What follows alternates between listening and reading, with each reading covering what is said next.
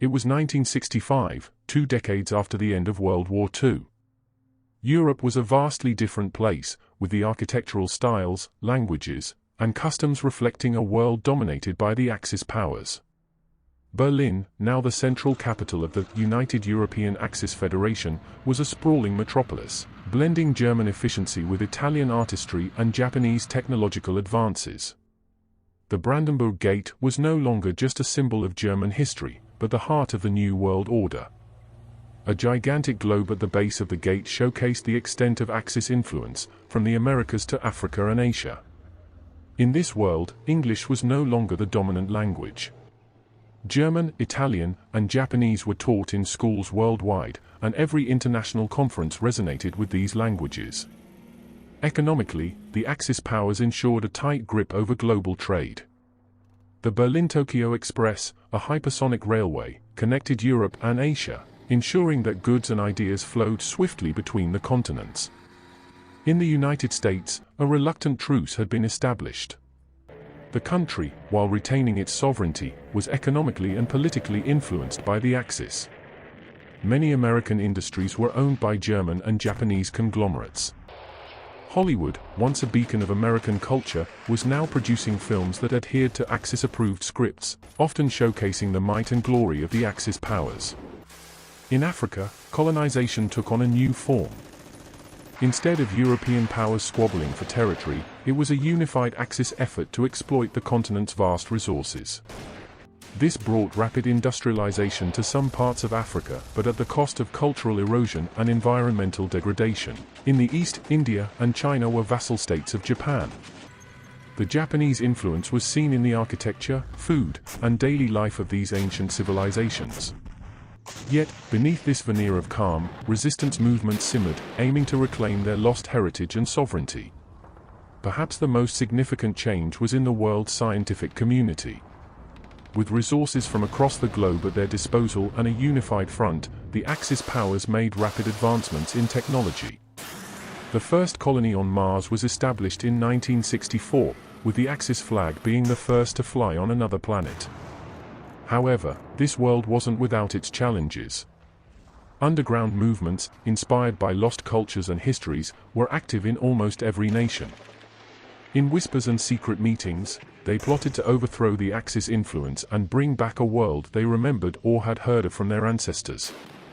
The story isn't about the victory of the Axis powers, but the resilience of the human spirit. Despite a world transformed by the triumph of a few, the hope and determination of many ensured that the fight for freedom, identity, and self-expression would never fade. In the heart of Berlin, a young woman named Elise, inspired by stories of the old world from her grandmother, started gathering like-minded individuals. They weren't just fighting against the Axis, they were fighting for a world where every culture, language, and history had its rightful place. And thus, the seeds of a new revolution began to sprout, even in the shadow of the mighty Axis empire. As 1970 approached, the world had grown accustomed to Axis domination. However, beneath the polished facade of the United European Axis Federation's skyscrapers and monuments, discontent simmered. Elise had grown her once small group of rebels into an organized network spanning continents. They called themselves the Phoenix, symbolizing the rebirth they hoped to bring to the world. The Phoenix operated discreetly, using coded languages, clandestine radio broadcasts, and secret symbols to communicate. The most famous of these was the image of a burning feather, representing both fragility and hope.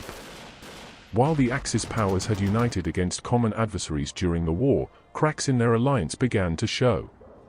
The Italians were discontented with their lesser influence in the New World Order. Similarly, Japan, though an equal on paper, often found itself sidelined in matters concerning Europe and the Americas. Elise saw this as an opportunity. Using intermediaries, the Phoenix started feeding misinformation to Axis leaders, sowing distrust among them. They highlighted the growing unrest in regions like Africa and India, hinting at the involvement of rival Axis members. As the Axis leadership grappled with internal disputes, the Phoenix gained momentum. They initiated educational programs in secret locations, teaching languages and histories that the Axis tried to suppress. Underground theaters showcased plays that celebrated diverse cultures and united people in their nostalgia and hope. But it wasn't without challenges. Several Phoenix operatives were caught and made examples of. The famous broadcaster, Julien from France, known for his secret radio transmissions that inspired hope in millions, was publicly executed in Berlin. This act only ignited the flames of rebellion stronger. The pivotal moment came in 1973, during the grand celebration of the Axis victory anniversary. Leaders from Germany, Italy, and Japan convened in Berlin, a show of unity for the world. But whispers of a coup backed by the Phoenix had reached their ears, and paranoia reigned. As leaders delivered their speeches, Elise and her top commanders orchestrated a series of events that would go down in history. The Berlin-Tokyo Express, the very symbol of Axis unity and strength, was hijacked by Phoenix members and rerouted, broadcasting messages of resistance and hope along its path. Simultaneously, the Phoenix activated sleeper agents within the Axis forces. Entire battalions turned their weapons against their superiors in a synchronized revolt across major cities. The coup was a success. The Axis powers, already weakened by internal disputes, were caught off guard. Within weeks, Berlin was in the hands of the Phoenix, and the leaders of the Axis powers were either captured or in hiding. Elise, standing at the Brandenburg Gate, proclaimed the dawn of a new world era, one built on mutual respect, cooperation, and an appreciation for diverse cultures and histories. The aftermath saw the dismantling of the oppressive Axis structures. Nations regained their sovereignty, and the world worked together to heal the wounds of decades of domination. While the Phoenix had set the world on a path to recovery, their true legacy was a lesson in the power of unity, resilience, and the indomitable human spirit.